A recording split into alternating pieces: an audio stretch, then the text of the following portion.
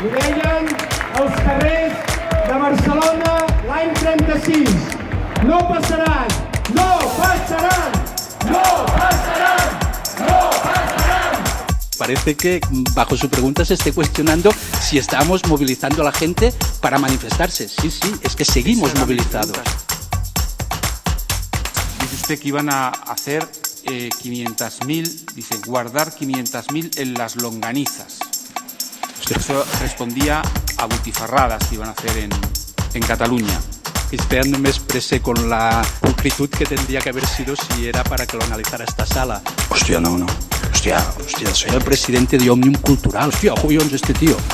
Vamos a intentar las interjecciones coloquiales, vamos a reprimirlas. Yo soy un preso político. Mi prioridad no es salir de prisión. Mi prioridad es poder denunciar el ataque y la vulneración que hay de derechos y libertades en Cataluña y en el conjunto del Estado español.